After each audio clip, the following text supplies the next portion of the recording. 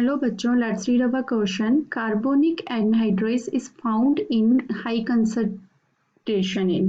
तो carbonic anhydrase जो होता है किसमें हाई कंसंट्रेशन में मिलता है? ऑप्शन है ल्यूकोसाइट, बी इरिथ्रोसाइट, सी ब्लड प्लाज्मा, डी लिम्फोसाइट. तो हमारा जो की कंसेप्ट हो जाएगा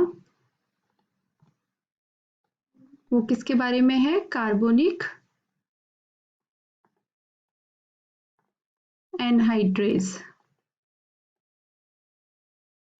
ठीक है.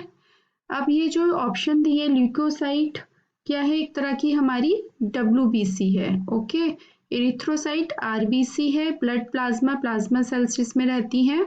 लिम्फोसाइट जो है ल्यूकोसाइट का एक टाइप है जो कि T एंड इसमें B लिम्फोसाइट सेल होती है. 2 टाइप्स की होती है.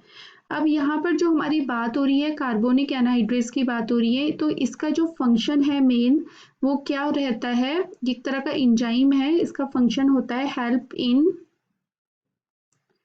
Transport of CO2. ठीक है. CO2 के ट्रांसफर में ये हेल्प करता है. तो जो CO2 का ट्रांसफर होता है वो 3 टाइप से होता है. फर्स्ट होता है डिसॉल्व इन प्लाज्मा. प्लाज्मा में ये डिसॉल्व हो जाता है तो 7% ऑफ CO2 ट्रांसफर इसकी वजह से होता है. सेकेंड होता है जो CO2 होता है वो हीमोग्लोबिन के साथ मिलकर क्या बना लेता है? हीमोग्लोबिन और CO2 का कंपाउंड बना लेता है जिसका कि नाम होता है कार्बा अमाइनो हीमोग्लोबिन. कार्बा अमाइनो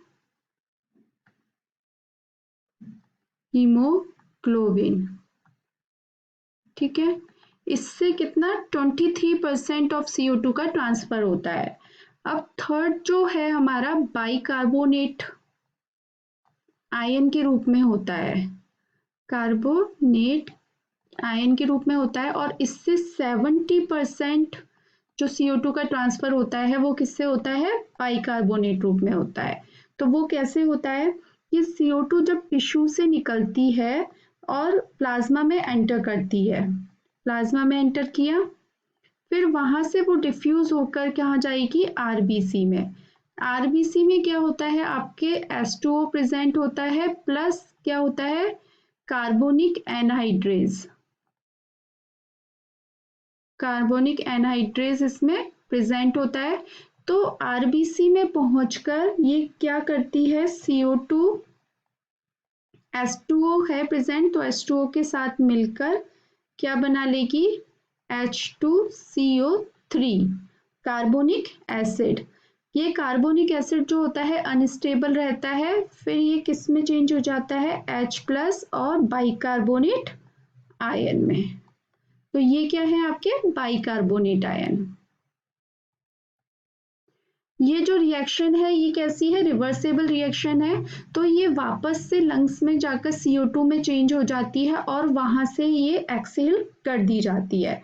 तो अब हमने अपने इसमें बताया कि कार्बोनिक एनहाइड्रेस जो किस में प्रेजेंट होता है? RBC में प्रेजेंट होता है जो कि CO2 को H2O के साथ मिलकर कार्बोनिक एसिड बना रहा है और फिर बाइकार्बोनेट आयन बना रहा है.